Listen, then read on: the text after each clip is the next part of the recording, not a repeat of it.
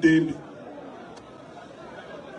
Bonna abali mu magye, abali mu poliisi, abaliwa nabo bennyini bali bubi mu ngeri empitirivu ennyo. Era nabo balinze ffe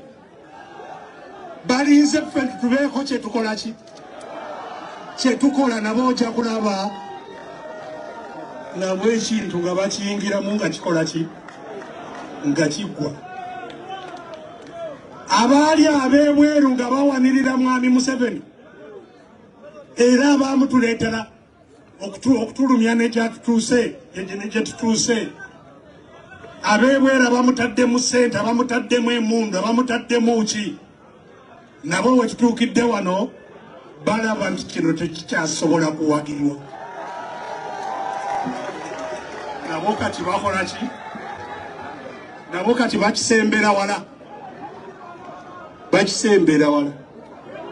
Era ndowooza mwawulira World Bank gye babadde beewola naye yataddewo ki? Akasumuluzo. Muwulira abantu be babadde bagenda kusuumula mu Amerika nti bagoowa nabo wiikeendo baakoze eki? Kasumuluzo nako baakatadde. N'ebirala bijja kuddako. Ekikulaga nti n'ab'ebweru bamaze okulaba nti kino tekikyalina kye kikola ki? Tekidda. Ate oba atandise n'okuleeta oli mutabanyiwe.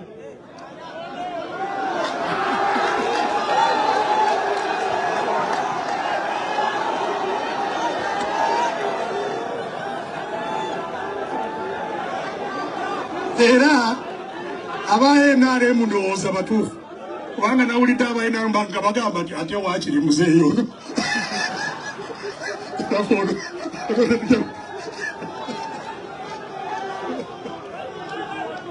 So bino byonna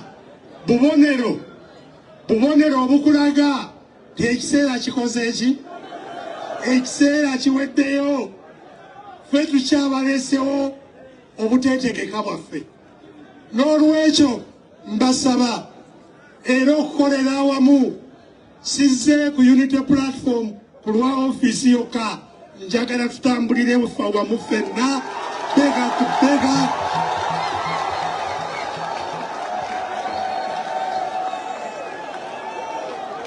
Atayagala okwegatta ye mulabe wa Uganda.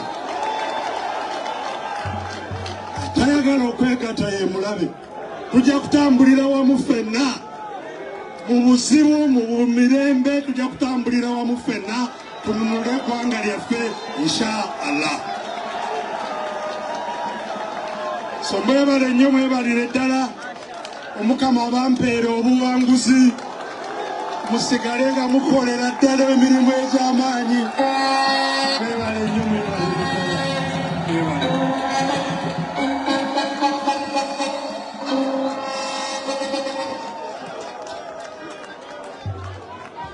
He indeed deserved this standing ovation. You deserved it. Who would have done it better than what the Honorable retired Colonel Besigye? We want to thank you as the National Unity Platform.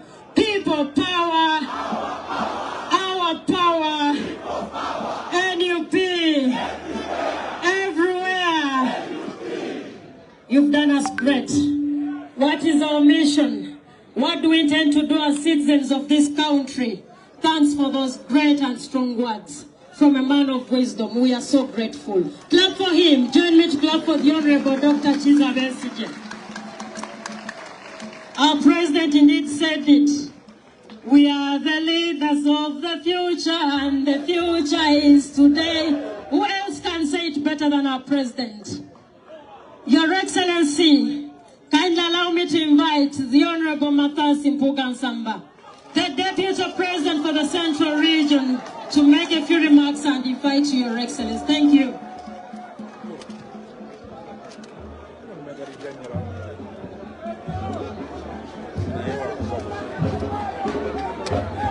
People power, people power, our power. mukongeremu bali abalika akatuli ku mutwe bekwate mu byenda. People power! People power! Our power! Mbategedde nnyo. Mr. President, sir, the First Lady, Comrade Dr. Besigye, my brother, the Lord Mayor, and the Party President of the FDC, Comrade Deputy President, colleagues, members of Parliament, the party leadership of NUP, led by our very able Secretary General, Comrade Lubongoya, to you, comrade leaders from across the country. Mr. President, allow me in a special way recognize two special humans in our midst for your attention and the attention of this honorable gathering. One of them is a former member of Parliament. He's just joined NUP. He's a very special person. Comrade Paul, we rise for the attention of this house.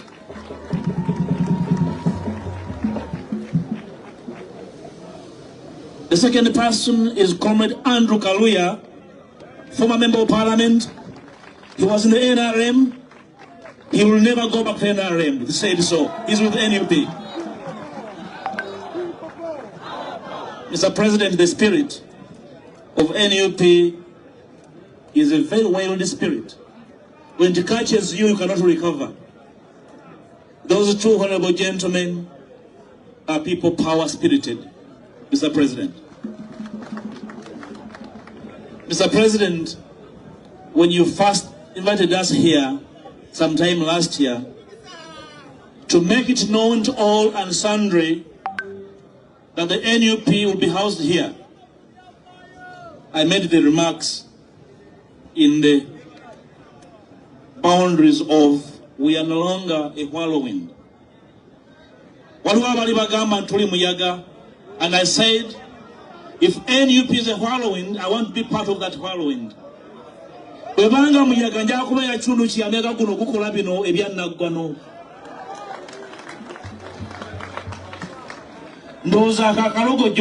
Mr. President. Whoever thought that NUP is a whirlwind was hallucinating. Or it's no more. But we know, Mr. President, that there were words derived from envy. Omanyi banaffe bali ne rent sibasasula babagoba ne muli abena ale bwasasula na rent. Era manyi bwabadde bujja. You see, yesterday the president was very angry about the actions of the regime, stopping us from accessing our premises. But I calmed him down. I told him, look, Mr. President, the Monitor newspaper on Tuesday published an article on its front page, namely that 30% of Ugandans hover between insanity and madness. And I contend that that sample was taken from the SFC and the police of the 30%. And a part of it from sections of the Hero Brigade. Ebitundu asatu ebyabalalubi bayogeddeko mu monitor bireka okubanga byavuddemu abo abajjegaavu. Tosobola kubanga obwongo bwo buli wamu n'olemesa ekibiina ekiwandiise mu mateeka okuggulawo ekitebe kyakyo. In the wisdom of General Museveni, as long as is some miles away from here, we cannot be around. We are one big country, and all of us can fit in this one country. We want today and onwards to send a strong message to General Museveni and his whole cohorts that we shall be in Uganda, we shall do what we shall do as Ugandans. We don't need his permission and approval. We shall do it regardless. Mr. President, you gave me opportunity to lead the team in Parliament. The team is out of Parliament, and the Parliament is closed for that endeavor.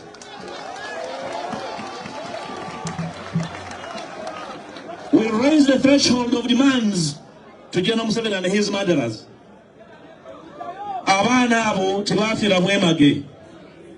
We are going to demand until there is full accountability and justice. Mr. President,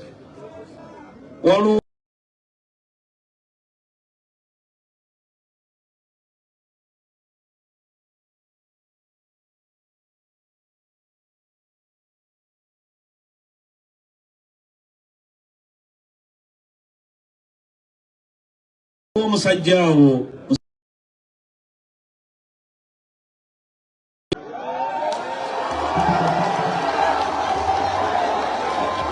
Jangoni mivyo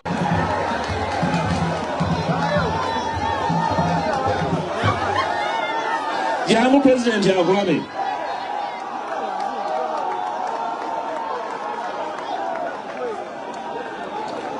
Tulula wali nguzangu wa dolo kusaku Councilor, Mr. President. Yatizako banne owembuya. Ne bonde omusajja wa Kabaka. Mu busungu obungi yayisizaako banne kiboko. Ng'abalanga okukola ebyobujega.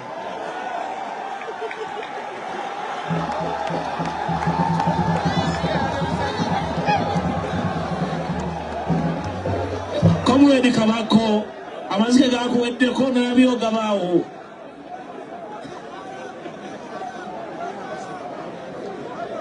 If it means whipping my members of parliament to be in line, I'll whip them like they did. They have no choice.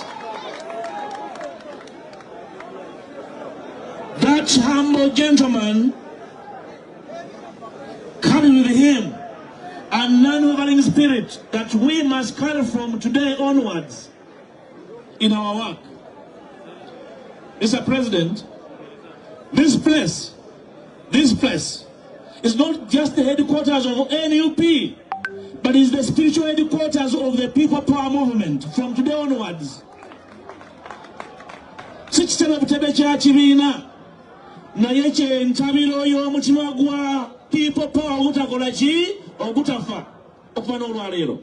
We shall therefore be gathering here to really recall, arouse that spirit, that never said that spirit, a spirit of unity, of sacrifice, of nationalism, until our nation is recovered from the jaws of the tyrant.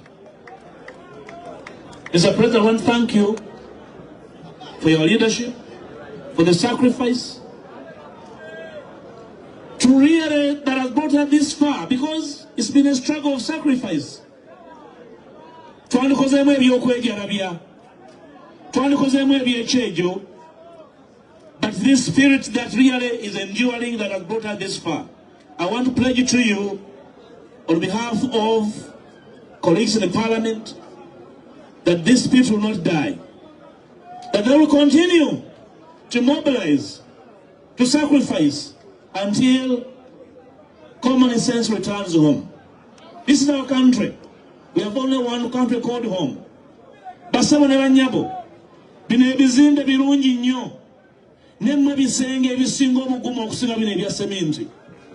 Once your spirit is strong, it's stronger than any wall around us. Ebisenge mwe bitambula, these are stationary walls. You are moving walls. Musigale nga muli bisenge ebitaakiriza ekyo kye mukkiririzaamu, ebirwanirira bannammwe, ebitagooka, ebitakkiriza kutiisibwatiisibwa. Mukolere wamu, muwuliziganye, muyambagane, muwabulingane. otujja okuzimba omutima ogwo ogwa people power ogutafa. Mr. President,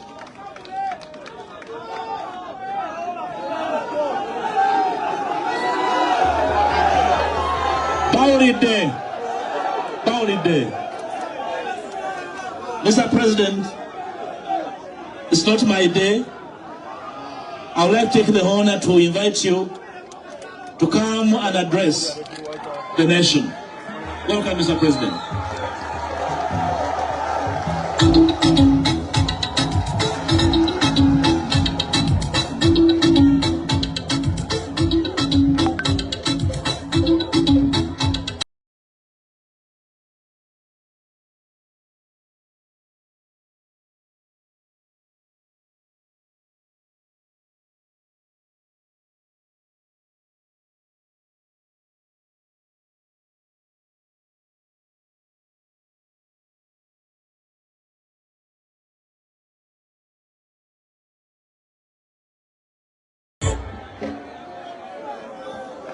Thank you.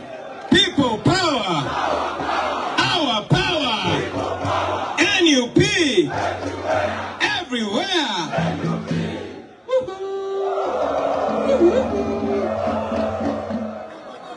Please take your seats, ladies and gentlemen. The quote of the day today, for me, the quote of the day. And my brother Norbert, I want you to print this on a t-shirt for me. The quote of the day for me is, if you don't care about the politics of your country, then you is a fool. Norbert, njagala nkoleyo t-shirt eyo nange nyume. If you don't care about the politics of your country, you is a fool. Dash Dr. Kizza Besigye.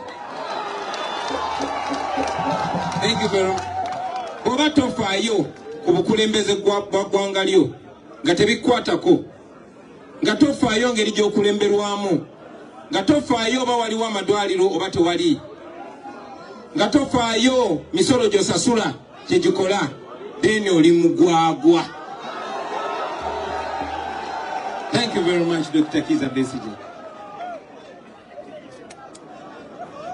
Mukimanye nti okununula eggwanga kitukakatako abaana ba Uganda fena, era gwe bw'otunuulira ensi yo n'osiriikireyo oliddemu ensi olukwe, n'abo abakulwanirako gwe n'osiriikira gy'oli obeera obasaddaase. Ono musajja tumutabuti naye nga twakuŋŋanye.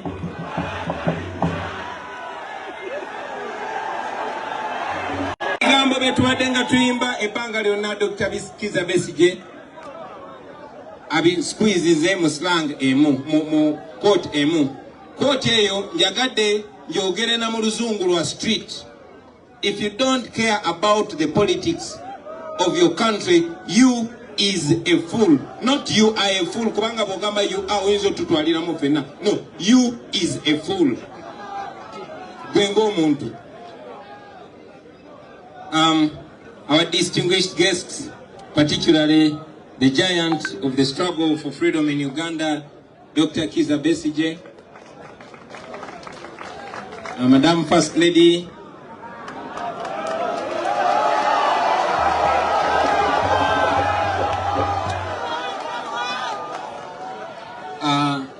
Dr. Miriam Matembe, the Lord Mayor of Kampala, the Secretary General of FDC, my brother Kaija,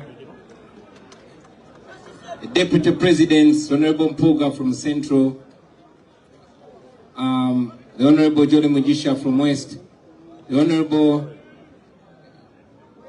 John Baptist Nambeshe from East, the Secretary General, Honorable members of Parliament present here today, the councillors and all other leaders, the National Executive Committee of the National Unity Platform, honorable leaders of political formations present here today, John Ken Luchamzi, the man, Saddam Gaida from Jema, from PPP, Mzee Chibirige Mayanja from Jema, and all other leaders present here today. The foot soldiers, our gallant foot soldiers. brothers and sisters, ladies and gentlemen, I greet you today in the name of the Almighty God. I also greet you in the name of the struggle for freedom and democracy in Uganda. I want to, in a very special way, welcome all of you to this new home of the National Unity Platform and the People Power Movement. Brothers and sisters, it is in order for all of us to say, Ebenezer, for this far that the Lord has brought us. In the beginning, many naysayers dismissed us as a mere wave. They said we would, cease to exist in a short while. But I responded to them at that time, and I still respond to them now, that we are here to stay because we are the National Unity Platform. I thank the people of Uganda for believing in the message that we carry, for trusting us and for voting us into numerous offices. But most importantly, I want to thank the people of Uganda for getting involved and taking an active role in this struggle that we are all involved in to free our country from tyranny. I want to thank the leadership of this secretariat, headed by the able Secretary General, Comrade David Lewis Lubongoya, and the entire team for working under pressure to make this day possible. Thank you very much, comrades. Thank you for taking pressure, not only from me, but from all over, all the corners. Thank you very much for being my shock absorber. And thank you very much for taking the pain that should have been taken by so many people. Please know that we appreciate you and we never ever take you for granted. I want to thank the elected leaders, especially our members of parliament, mayors, councillors, and all our leaders, but very especially the members of parliament. Friends, it is mainly because of you that we are here today, and I want you to know that. It is largely because of your contributions, financially and otherwise, that we have kept going, and we are confident that we shall keep going. I want to thank our gallant foot soldiers who have always been on the receiving end of the brutality, the beatings, the prison, and the abductions. Thank you very much for standing the pain that we cause by speaking truth to power. We salute you, brothers and sisters. I'm always passionate when talking about the foot soldiers because most of our dead comrades were foot soldiers. Most of the missing people you see were foot soldiers. Most of the political prisoners in prison today, the known and the unknown, are foot soldiers. And yet, most of the committed and solid comrades that we have in this struggle are foot soldiers. Thank you very much, ladies and gentlemen.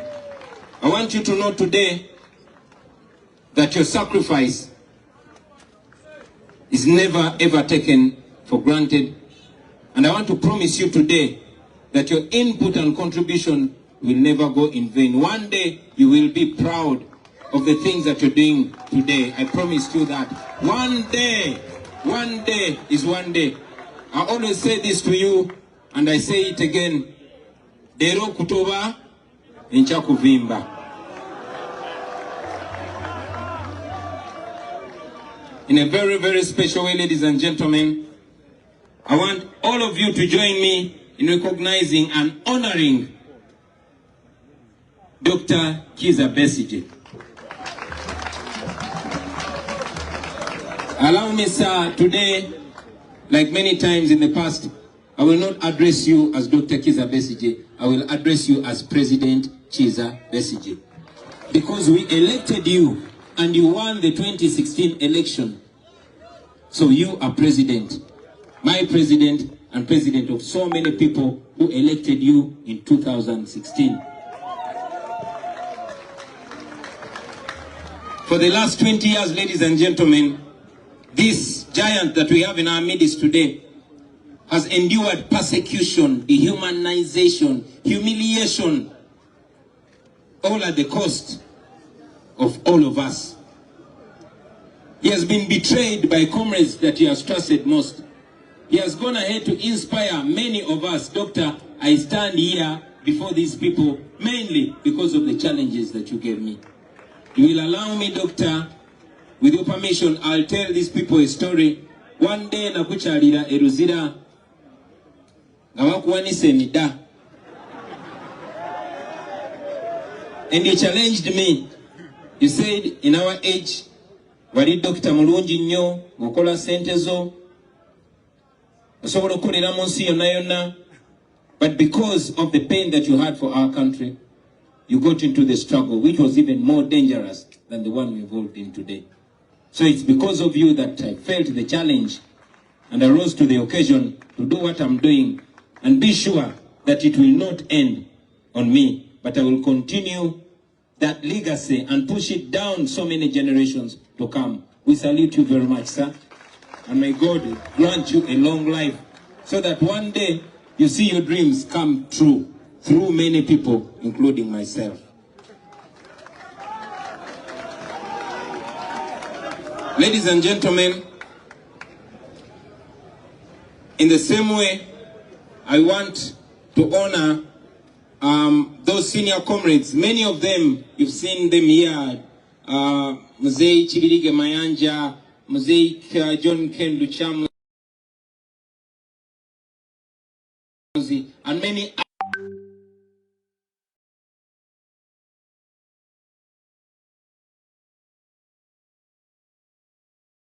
others to pave way to movement of change that has never stopped and will not stop until Uganda is free.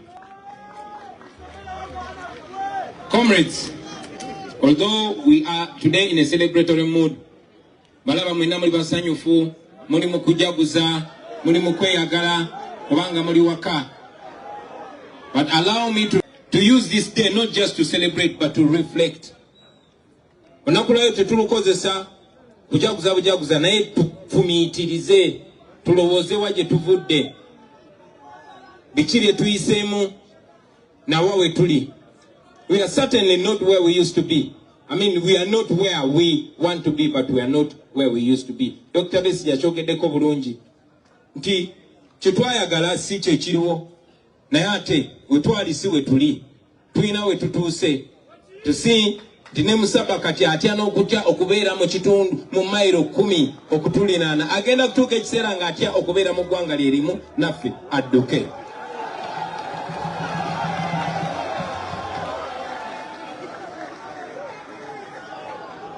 So today, I want us to use this day to meditate, to reflect, to think about the reasons why we got into this struggle.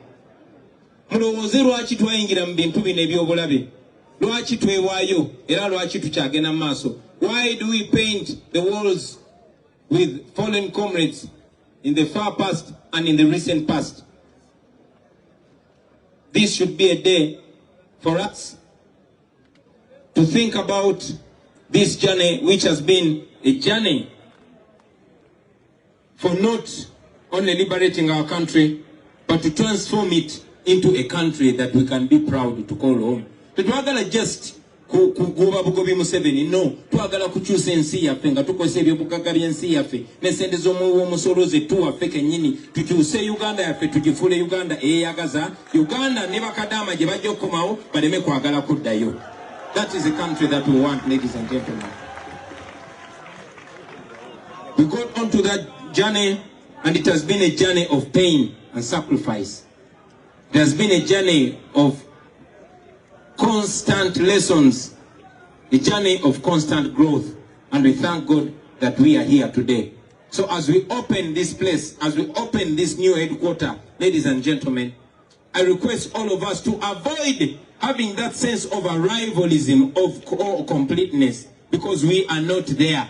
It is not yet Uhuru. The job is not completed. Temberanga wano ne mulowooza twatuuka, temberanga wano ne muvimba. No, tetunnaba yadde okutunda kamu katundutundu k'olugendo gye tugenda. May this headquarter, ladies and gentlemen, be a monument for the struggle for freedom. A monument of all those that have come long before us, that have contributed to this struggle that we are leading today. And may it be a monument for those that have paid the ultimate price with their lives for the freedom of this country.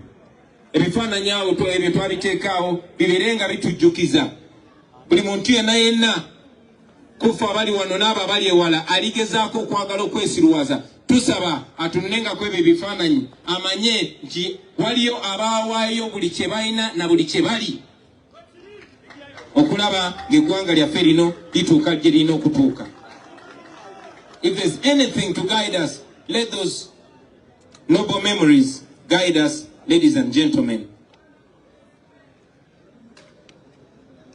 This Comrade Yasin Kauma, Rita Nabukenya, Dan Chine, Banji nyo. They no longer exist with us physically, but they exist and they are tattooed on our hearts.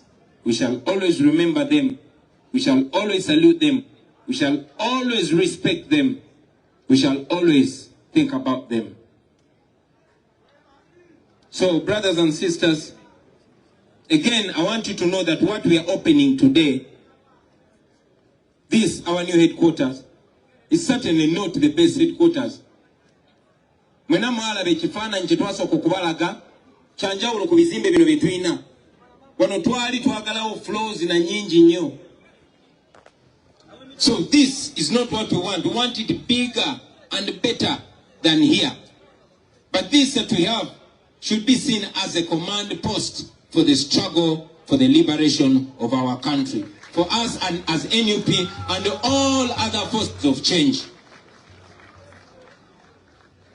So, again, we must not relax. We must never ever relax. Tetuzikizanga, temuzikizanga bachali bange. Paka nga tutuse gye tulina okugenda. With the little resources that we receive compared to the challenges and problems that we have, this is what we've been able to put up just as a glimpse. Ngapa kubira tochi in a new Uganda. Chiche tusobola okola nga tusoloza sente z'omusolo nga tezibbibwa. What can we do with the taxpayers' money? All the trillions, what can we do? What shall we be able to do with the oil that we have in Uganda? With the gold that we have in Uganda? But most importantly, with the current taxpayers' money that we have in Uganda. So this is just a small example, ladies and gentlemen, and with the guidance of God and with your support, when we finally kick Museveni out, free our country, and we are in charge of your country. Man, oh man.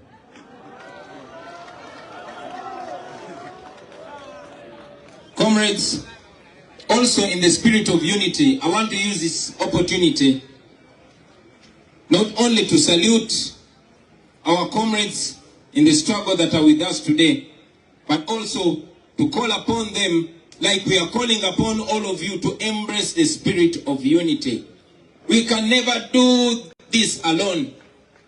Nachibagamba olunaku lumu ebugiri mu 2017, was it 2018? Nabagamba nti ekibiina kyonna bwe kirowooza nti kisobola kyokka oba namunigina okuvonya Uganda eko okuginunula kiba kyerimba. Batuwagidde nnyo baganda bange. Buli woyita bayimba National Unity Platform, bayimba People Power. Naye tetusobola kikola ffekka. Tulina kikola na buli omu. Ate si just bakulembeze bokka, abanaddiini, abasomesa, abalala abeekolera emirimu egyabwe. Everybody has a role to play. I am very happy nti bannange mukoze omulimu gwammwe. Abaana ba boda simanyi bwe nnyinza beebaza. Abasomesa simanyi bwe nnyinza beebaza. Bamakanika simanyi bwe nnyinza beebaza. Abayimbi bannange simanyi bwe nnyinza beebaza ne bannabitone benna. Mukoze omulimu ogw'amaanyi. Let us continue working together, but most importantly, let us lead by example. Let us lead by example, ladies and gentlemen. Mwe abana ba People Power na aba NUP. Katonda watu tade atu challenges. This love that has been shown to us by our comrades is supposed to humble us. okwagala kuno kwe batuwadde tekugezangako ne kukuwanika amampaati wabula njagala kukukakkanye. Njagala mmanye nti batuchallenginze era ensi etunuulidde bukulembeze ki bwe tu offeringa. First and foremost to promoting a unity. Dr. Besigye akyogeddeko sisobola kiddamu kwenkana perfection gyakyogeddemu. Ne munzikirize nange nga teddoboozi lyange ku bigambo bye nti omuntu yenna alwanyisa abalwanira eddembe okukwatagana ye mulabe number 1 mu preaching a unity. Ate omuntu yenna yena bw'alaba ng'omusana mumuwaanirize n'emikono ebiri nga mujanjudde bwe muti. Omuntu yenna bw'akeeranga ku makya n'alaba nti ddala ekituufu kye kirina okugobererwa ekikyamu tekinagobererwa mumwanirize togambanga nti nze ndikawo kadda buli omu mumwanirize. Muganda wange Big I in a very special way I want to welcome you. This is our country. We are a young population and we can do so much.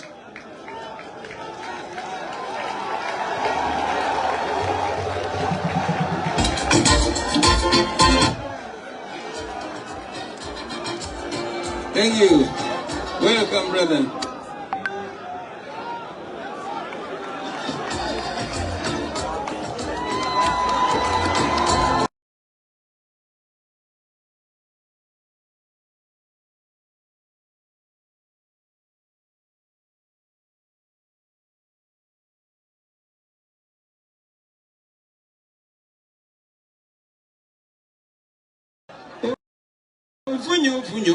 Funyo, azibande materiyo.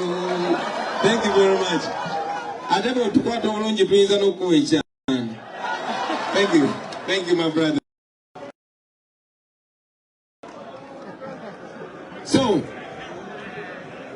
as I conclude, ladies and gentlemen, ngamaliriza era buno obubaka njagala muwabbu wammwe baganda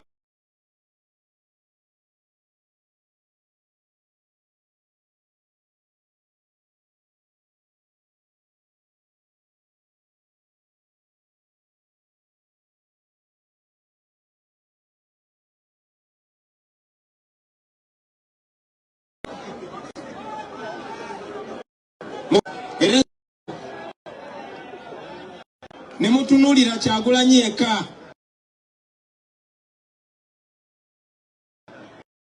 No, eno struggle yaffe ffenna. So wano we tuli njagala mulabeewo ng'ewammwe kubanga wammwe simanyi oba muntegeera bulungi. Naye era bw'obeera mu kifo kino njagala omwoyo ogw'obuvunaanyizibwa gukubeereko. Obeere ng'omanyi nti naawe olina obuvunaanyizibwa bwe bumu ne Kyagulanyi bw'alina ku ggwanga lino. Frank Senteza bagenda omutta si yali akulembera struggle eno. Rita bagenda omutta oba Yasini si yali akulembera struggle eno.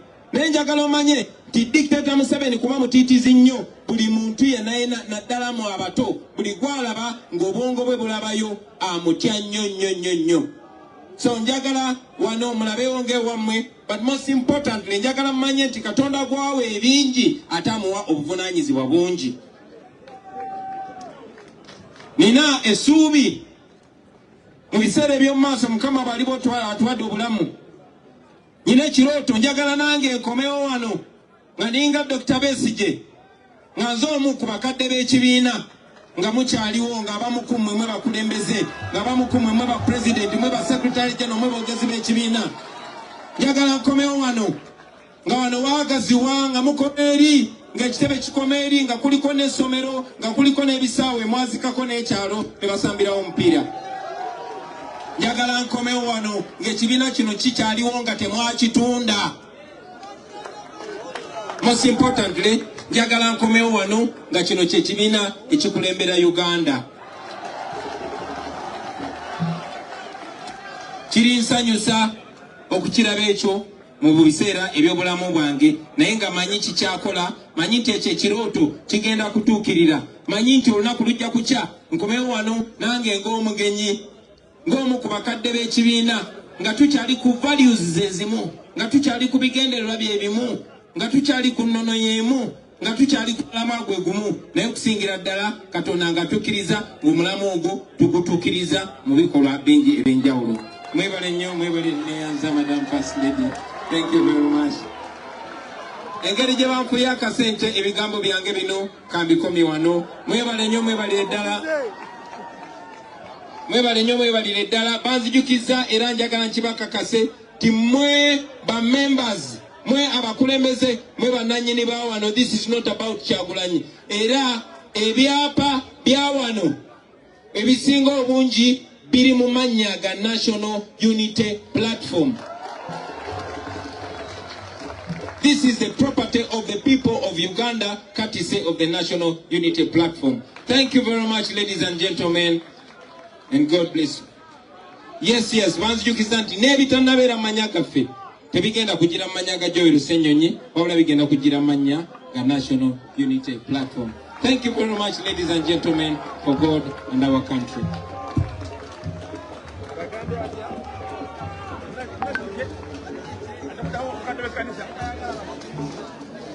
Olutalo nga luwedde yambale ngule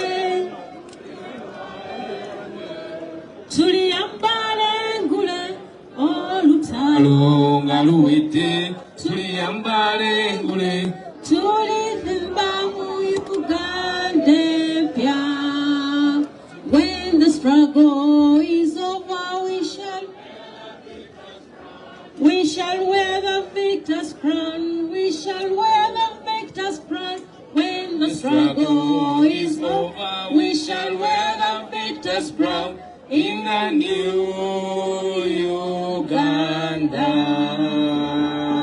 People power, Our power, our power. people power. Let's have the national anthem and close. Oh, Uganda, may God uphold